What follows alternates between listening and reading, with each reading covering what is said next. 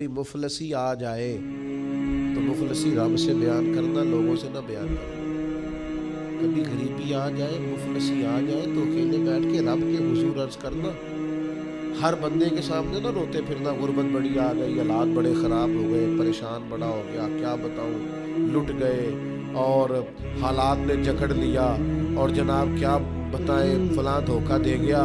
فرمایا جو مفلسی لوگوں کے سامنے بیان کرے گا اللہ اسے غنی نہیں کرے گا، ترمذی میں موجود ہے۔ اور فرمایا جو مفلسی اپنے رب کے سامنے بیان کرے نا، اللہ دیر سے کرے یا جلدی کرے اللہ اسے غنی فرما دے گا، دکھ دور کر دے گا مالک اس کے۔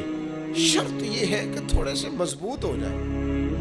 اپنے لفظوں میں بات کروں تو ذرا یار اپنے آپ میں جینا سیکھیں، ذرا تھوڑا سا نا انسان کے پاس جو ہے اس کے اندر وزادار رہے، شاندار رہے۔ سانو تخت ہزارے دی لوڑ کیے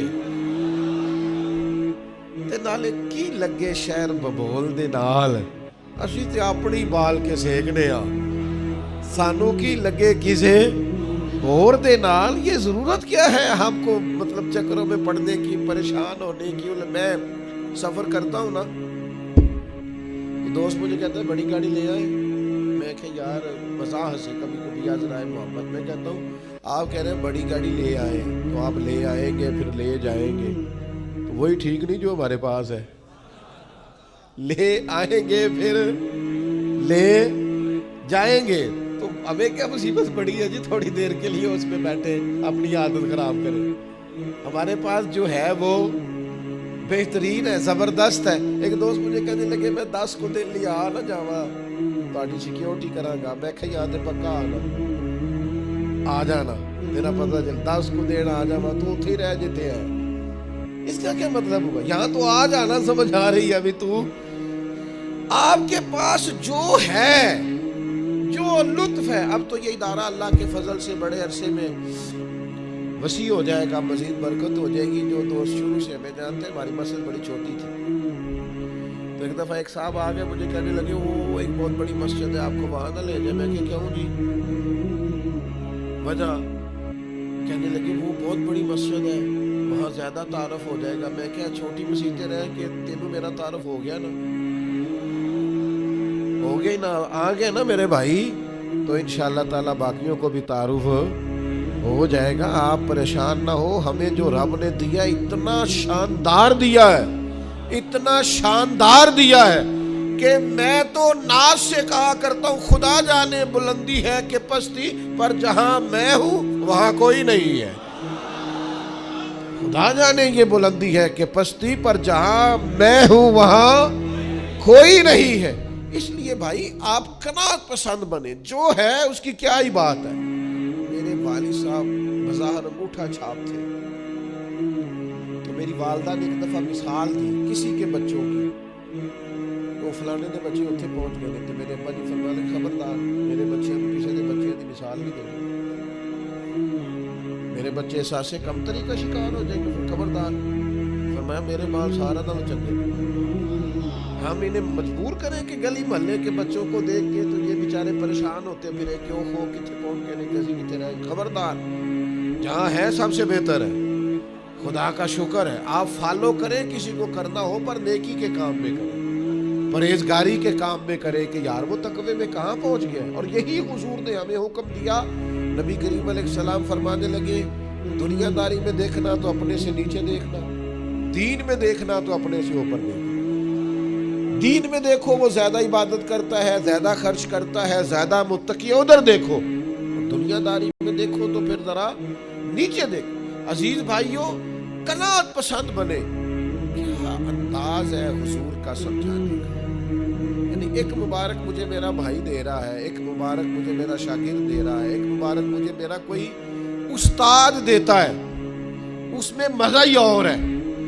ایک مبارک مجھے کوئی نیک آدمی دے تو اس میں لذت ہی، اور اگر مبارک نبی کریم عطا فرمائے تو صلی اللہ تعالی علیہ وسلم، اگر حضور مبارک دے تو امام طبرانی لکھتے ہیں، امام ترمذی لکھتے ہیں، حضرت فضالہ رضی اللہ تعالیٰ عنہ حدیث کے راوی ہے، حضور فرمانے لگے اسے مبارک ہو جسے اللہ نے اسلام کی ہدایت عطا فرمائی، پھر اس کی ضرورت کے مطابق روزی عطا کی، اور پھر اس روزی پر اللہ نے اسے قناعت بھی عطا فرمائی، اسے حضور مبارک دیتے، فرمایا تمہیں مبارک ہو، تمہیں اسلام کی ہدایت ملی ہے، ضرورت کے مطابق روزی ملی ہے، اور روزی پر قناعت ملی ہے، تمہارے اندر ٹھہراؤ ہے، حوصلہ ہے، صبر ہے۔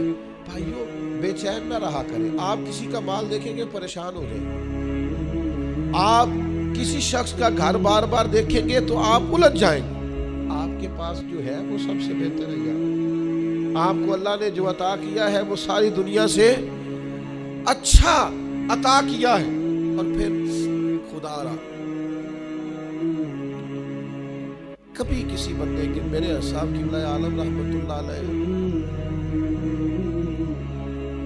ہمیں فرمایا کرتے تھے کہ دین کے لیے بھی کسی سے کسی چیز کا مطالبہ کرنا تو وہ بھی لپٹ لپٹ کے نہیں کرنا، یہ کام ہے نا۔ میرے دوستوں کا مجھ سے شکوہ ہے کہ اگر آپ چاہیں تو بڑی جلدی بھی ہو سکتا ہے، اس میں کوئی شک نہیں، لیکن جو اپنے مزاج ہے اس مزاج کا سودا نہیں کرنا چاہتا، جو اپنی طبیعت ہے اس طبیعت سے باہر نہیں جانا چاہتا، جو جہاں ہے نا وہ مطلب آپ یقین کریں کہ بڑی پرانی بات ہے، اب تو میرے بال سفید ہو رہے ہیں تو اب تھوڑی میری طبیعت ٹھنڈی ہو گئی ہے، بعض معاملات میں بڑا جلالی ہوتا تھا کسی زمانے، تو اس وقت یہ 5,000 کا نوٹ نیا نیا آیا تھا، تو ایک صاحب نے نا مسجد کے لیے 5,000 روپیہ دیا، تو پہلے کھولا پھر سیدھا کیا، اور سیدھا کر کے نا اس نے ایسے کر کے 10-15 لوگ بیٹھے تھے، تو کہا صاحب میں مسیت نہیں رکھ لو، تو میں ایک 5,000 اور کولو کڈیا نال لایا، میں کہ تسی رکھ لو تو انہوں زیادہ لوڑ ہے، کہنے لگے یہ کیڑا سٹائل ہے، میں کہا جیڑا تہاڈا سٹائل سی نا دینے دا یہ دا جواب ہے، آپ کو پتہ نہیں ہے یہ اللہ کے گھر میں آپ دے رہے ہیں، آپ جانتے نہیں ہماری طبیعت کو، آپ کو پتہ نہیں ہمارا کیا آپ کا انداز ہے، یہ اللہ کے رستے میں آپ دے رہے ہیں، جائیں جا کے کہیں اور دے لیں، سانو تخت ادارے دی لوڑ کیے۔ تو عزیز بھائی آپ قناعت کریں، آپ صبر کریں، آپ حوصلہ کریں، آپ تھوڑا ٹھہریں، جو آپ کا نصیب ہے کہیں جا سکتا، کوئی لے جا سکتا، تو مسئلہ کیا ہے؟ جب اللہ کے خزانے بھرے ہوئے ہیں، اور جب ہمارا دعویٰ ہے کہ کون دیتا ہے، دینے کو منہ چاہیے، دینے والا ہے سچا ہمارا نبی، اور جب ہمارا دعویٰ یہ ہے کہ نبی پاک سے قطرہ مانگو نہ کبھی قطرہ، میں نے ایک بار کہا تھا میری جھولی خالی ہے، پھر انہوں نے اتنا دیا کہ مجھ سے سنبھالا نہ گیا، تو پھر آپ یہ کیا مطلب؟ ایک طرف آپ کہتے ہیں میں حضور کا منگتا ہوں، اور دوسری طرف آپ کی رال ٹپکتی ہے کسی کا مال دے کے، اس کا معنی کیا ہوا؟ تھوڑا رکیں یار، یہ ان حدیثوں کو نچوڑے نا، اگر آپ ان روایات کا رس نکالے تو پوری زندگی آپ کی میٹھی ٹھنڈی اور خوشبودار ہو جائے۔ کبھی آپ ان کا خلاصہ اپنی زندگی میں نافذ کریں۔ اس حدیث کو امام ابو داؤد رحمت اللہ علیہ نے جید اسناد کے ساتھ روایت کیا ہے، امام مسلم کی شرائط پہ حدیث پوری اترتی ہے۔ حضرت ثوبان بن مالک رضی اللہ تعالیٰ عنہ ارشاد فرماتے ہیں، نبی پاک علیہ الصلوۃ والسلام نے فرمایا صرف ایک چیز کی ضمانت مجھے دے دو، میں تمہیں جنت کی ضمانت دیتا ہوں۔ اچھا، ایک حدیث میں 2 چیزوں کی ضمانت بھی ہے کہ تم مجھے 2 جبڑوں کے درمیان اور 2 ٹانگوں کے درمیان، یعنی شرمگاہ کی اور زبان کی ضمانت۔ اس حدیث میں فرمایا جو مجھے ایک چیز کی ضمانت دے گا نا، صرف ایک، لو جی بات ختم ہوئی۔ زیادہ ہی محبوب نے کمال کر دیا، فرمایا جو ایک چیز کی ضمانت دے میں جنت کی ضمانت دیتا ہوں۔ یا رسول اللہ وہ کیا؟ فرمایا تم مجھے ضمانت دو کہ کسی دنیا دار سے سوال نہیں کرو گے،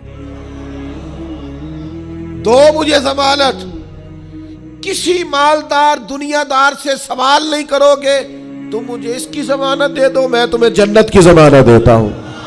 حضرت ثوبان ابن مالک رضی اللہ تعالیٰ عنہ فرماتے اللہ کی قسم، اللہ کی قسم دوبارہ زندگی میں کبھی کسی سے سوال نہیں کیا۔ تھوڑا سا نا قناعت پسند ہو، وہ جو تھوڑے تھوڑے مسائل ہمارے نا پرانے بزرگ جو ہوتے تھے نا، پرانے بزرگ، آپ میں سے ڈھیر سارے لوگ، ابھی زیادہ وقت نہیں گزرا، وہ سلوکے پہنتے تھے،